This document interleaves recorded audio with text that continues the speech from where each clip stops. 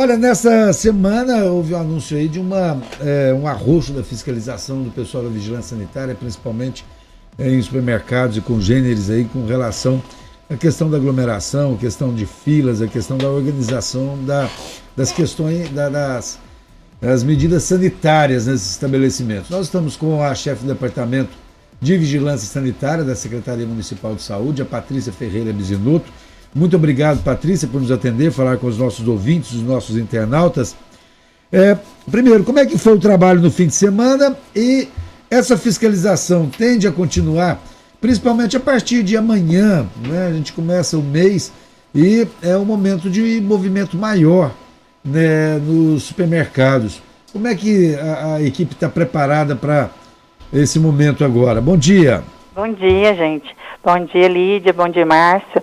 Olha, nós devido a uma grande demanda de denúncias no departamento, junto com o Dr. Sétimo e a Val, nós decidimos fazer essa ação mais de prevenção e educação do que de fiscalização, né? Então, nós tivemos em 6 supermercados de grande porte, onde nós fomos muito bem acolhidos, né? Eles entenderam a necessidade de reformular algumas regras, se readaptar aos novos decretos, né? Entendendo que é preciso mesmo se cuidar e cuidar da população, né? Então, assim, nós fomos muito bem atendidos.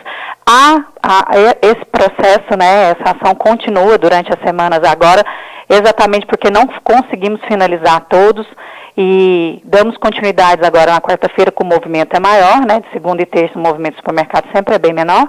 Quarta-feira nós reiniciamos até finalizar todos os supermercados.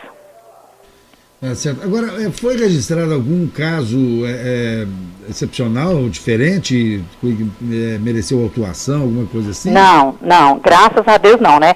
Nós, junto com todas as medidas necessárias sanitárias, nós fizemos alguma reformulamos o plano de contingência deles, né? Naquilo que nós, para cada particularidade, aquilo que nós percebemos a necessidade. Em um dos supermercados foi constatado naquele ato um funcionário positivado, mas que já estava afastado. Então, assim, foi uma ação muito tranquila e muito receptiva por parte dos supermercados, nessa necessidade de ter alguém fiscalizando as filas, porque a população às vezes não cumpre essa regra, né?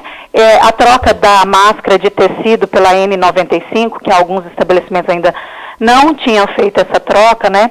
A necessidade de verificar a copa para ver como estava sendo a alimentação dos funcionários, necessitando de uma escala de revezamento lá na copa, e tudo assim foi muito bem aceito nos estabelecimentos que nós tivemos. Fomos muito bem acolhidos. Agora, bom dia, Patrícia. Oi, Lídia. Você aqui com a gente, tudo bem? Eu tô, graças a Deus. Não, tá ótimo. Agora, me conta uma coisa. Essas questões são questões, assim, que passam desapercebidas aos olhos da população. E aquilo que interfere diretamente na população, como, por exemplo, ficar na fila, a fila está pertinho uma pessoa da outra. Ou então tem muita gente dentro do supermercado, né, que eu já às vezes falo assim, olha, do lado de fora a fila funciona, mas do lado de dentro não tem controle da fila, né? O pessoal vai tudo empurrando carrinho, aglomerando. Como que a gente pode verificar se está cumprindo a regra ou não, Patrícia? Lídia, eu como também cidadã e não só chefe de departamento, a gente tinha percebido que os cálculos desses números de pessoas dentro do estabelecimento não estavam sendo feitos de uma forma correta, né? Exatamente porque a gente percebia que por um momento que a gente estava vivendo, todo mundo que entrava dentro do supermercado, você via que ele estava com um limite de excesso de pessoas, né? E uma das nossas orientações aos supermercados era quanto o novo cálculo de pessoas lá dentro, e que quando eles entregam aquelas fichinhas na porta, eles também entreguem para as crianças, porque só entregava para um às vezes, né? Você tá lá no carrinho, entra 4, só entregava uma fichinha. Aí entrava 2 adultos e 3 crianças, entregava 2 fichinhas. E a gente orientou nesse sentido de ter que colocar uma ficha para todos que estão lá. E realmente a população tem dificuldade de se responsabilizar com essa distância, e a gente solicitou que tivesse um funcionário dentro e fora controlando a fila, né? Diminuímos o número de pessoas lá por causa dessa nova avaliação de cálculo de área ocupada, retirando a área ocupada, para que a gente tivesse mais objetivos alcançados, né? Então, agora isso também vale para varejões, vale também para farmácias, para todos os estabelecimentos. O que acontecia? A gente viu uma dificuldade das pessoas entenderem, cabe 20, mas 20 como? Você já tirou o número de funcionários? Muitas das vezes a empresa tinha feito o cálculo e não tinha retirado o quantitativo de funcionário. Isso eu percebi. Tem que calcular os funcionários, né? Não, e outra coisa, mas assim, ainda, vou dar um exemplo de um local que tenha mostruários no meio da loja. Eu tenho tantos metros quadrados, mas quantos desses metros quadrados estão ocupados? Vamos pensar no supermercado. Tem as questões da verdura, os freezer, então se torna ocupado. Aquela área se torna ocupada. A área de circulação se torna menor. Então é uma necessidade de calcular o espaço que está livre, dividido por 10 e retirar a quantidade de funcionários. E é preciso também uma ação dos próprios funcionários do supermercado no sentido de controlar, por exemplo, esses setores. Você falou aí, o setor de hortifruti, o setor de padaria, açougue, por exemplo, porque às vezes tem só 20, tem 20 compradores, consumidores lá dentro, mas estão todos na padaria. Não, isso não pode, né? É preciso que os funcionários organizem isso, não é? Sim, mas eu acredito, Márcio, que precisa de uma mudança de mente também da população. Porque muitas das vezes é a própria população que não dá o distanciamento. A gente chegou em supermercados do qual os funcionários solicitavam o distanciamento continuamente e a população não respeitava. Várias vezes a gente estava dentro do supermercado, foi solicitado por via do supermercado que os clientes colocassem a máscara corretamente. Isso é um pedido que nem deveria ter sido feito mais, é uma questão de cada um se cuidar, né? Se proteger. A vigilância sanitária se preocupa muito com as regras sanitárias, mas cada um cuidar de si ajuda todo mundo. Qual que é a forma correta de usar essa máscara? Porque a gente vê muita gente aí usando no queixo, até mesmo dentro de açougue.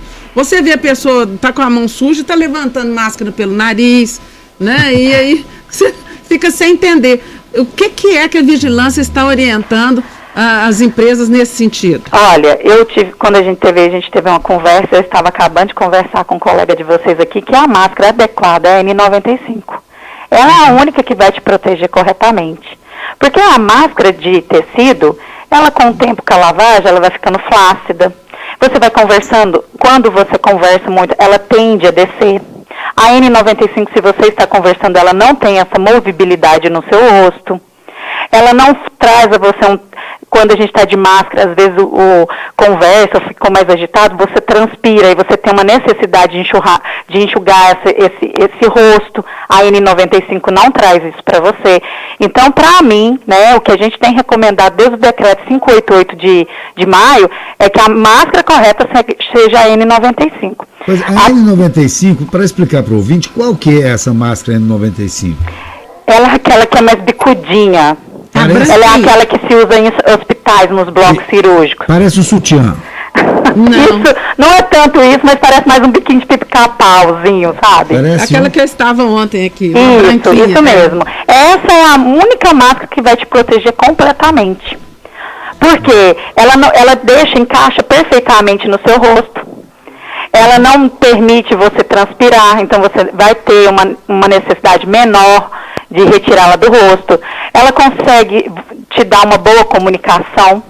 E ela pode ser, você pode usar, você não precisa trocar ela de 3 em 3 horas. Você pode usá-la um dia, deixar ela descansar, no outro dia você troca. E olha que interessante, Lídia, nós tivemos no supermercado, que eu vou até falar o nome para parabenizá-lo, o Marte Minas lá do Laranjeiras, ele comprou uma branca e uma preta para os funcionários. Aí um dia ele está de branca, outro dia ele está de preta.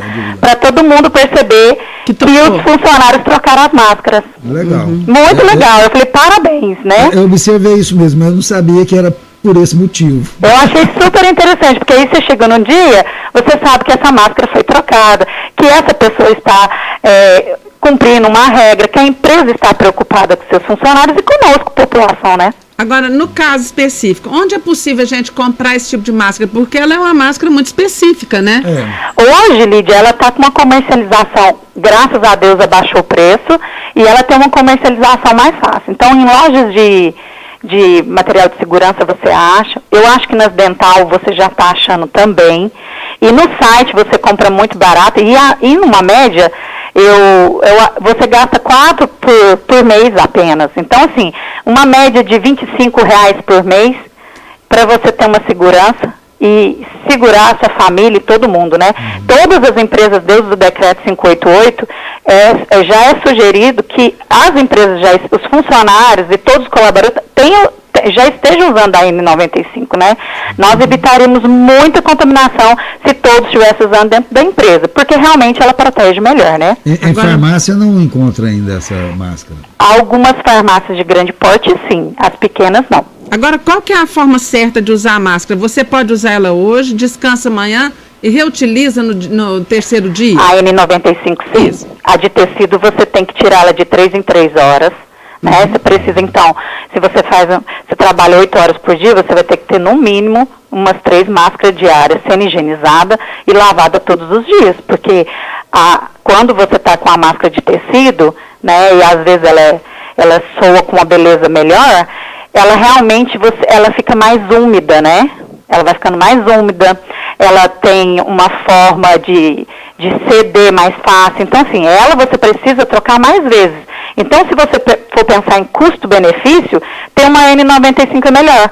Porque você teria que, para se proteger, ter por dia 4 máscaras limpas.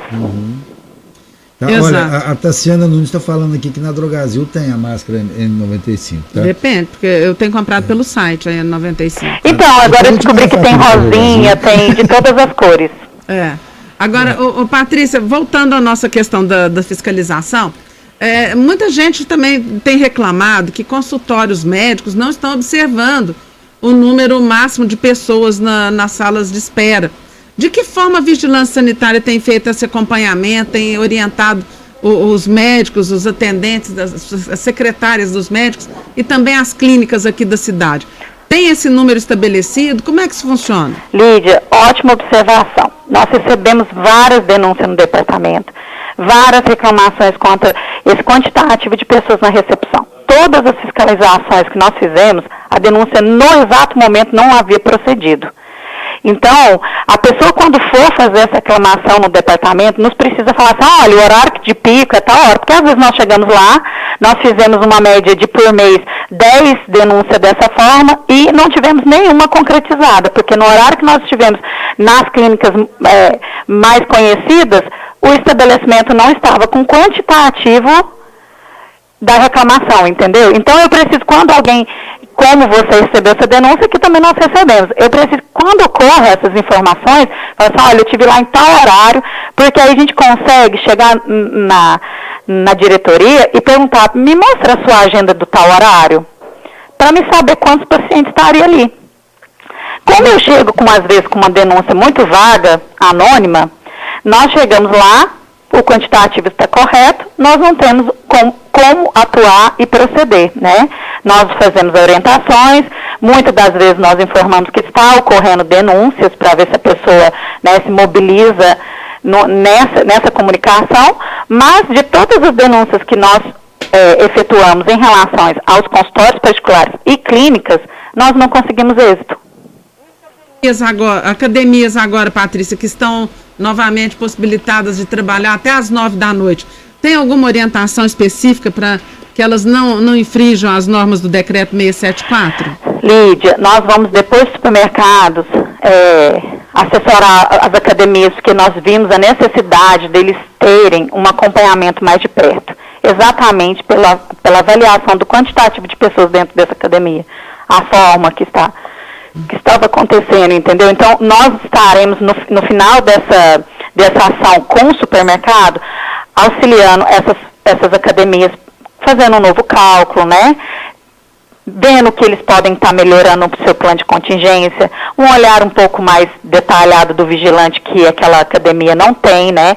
E a postura atuou fez um trabalho muito intenso com eles, e eu acho que eles já tiveram até uma melhora pelo que a gente tem visto, porque as nossas denúncias aqui em relação à academia também diminuíram. Patrícia, no caso, tem que fazer o mesmo quantitativo, a mesma proporção. Sim, então, e nós entendemos isso, sabe, Lídia? Acho que as pessoas, porque o Covid veio de uma forma tão diferente, cada particularidade, então a pessoa tem uma coisa nova para se deparar e falar, eu vou fazer o cálculo.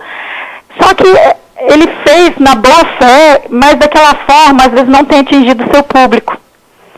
Então, essa necessidade da vigilância está com esses setores para que eles sejam auxiliados para correr um melhor resultado, né? Entendido. Então, quer dizer, tem que incluir os funcionários na hora de fazer... Os funcionários, os aparelhos que são maiores, aqueles que ocupam bastante espaço. É necessário ter, sabe aquele borrifador que a gente borrifa na mão? Uhum. Cada um ter o seu, na hora que tiver, depois descarta em outro lugar para ser higienizado, mas cada um ter seu, na hora que chegar, é uma ideia, não é obrigação, viu? A gente deu uma ideia para a academia de que cada pessoa já chegasse lá, pegasse seu borrifador e limpasse os aparelhos, no final devolvesse esse paninho e esse borrifador, para ter certeza que a higienização daquele local estava sendo feita de uma forma mais intensiva, né? Ou cada aluno levar o seu próprio borrifador, o próprio material de higiene. Que aí a gente sabe que aquele ambiente está sendo, né, cumprido e limpo de uma forma correta. A vigilância deu uma verificadazinha no mercado municipal, Patrícia? Sim, nós tivemos lá.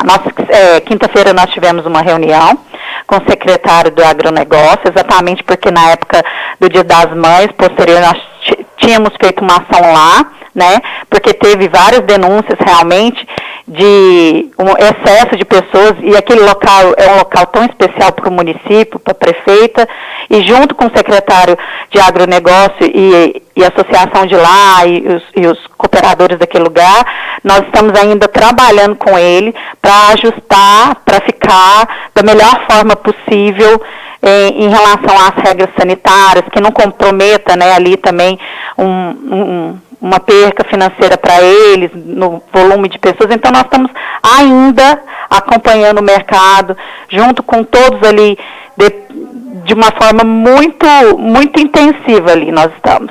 É um problema sério a questão do número de pessoas que trabalham lá dentro e de consumidores, né? Então, aí você pode ver que de uma semana para cá, de uns 10 dias para cá, isso já mudou. Eu não tenho ido lá, mas mudou. Por cautela, né? Os meninos mudaram já isso, já colocaram, colocaram barreiras em 2 portas, agora tem uma pessoa com radinho, entra uma lá na outra porta informando que saiu. A gente informou a necessidade de cada banca ali, cada estabelecimento ter o seu plano de contingência individual e um coletivo, né?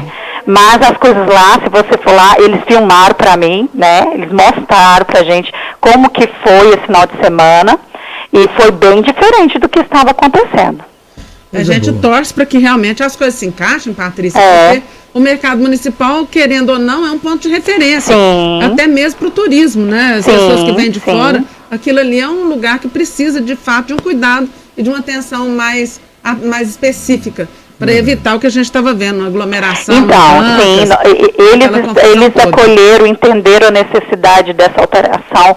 Nós tivemos, assim, as portas abertas do secretário de agronegócio. Foi um casamento, eu falo, muito bem feito.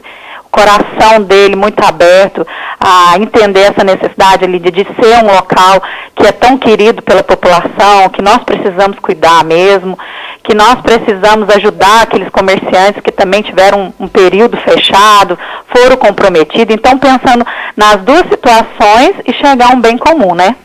Agora, Patrícia, nós vamos ter, a partir de agora, a possibilidade de reuniões presenciais em determinados eventos aqui, eventos corporativos.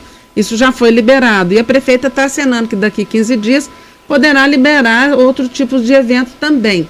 De que forma a vigilância sanitária poderá atuar no sentido de evitar que sejam descumpridas as normas do decreto 674?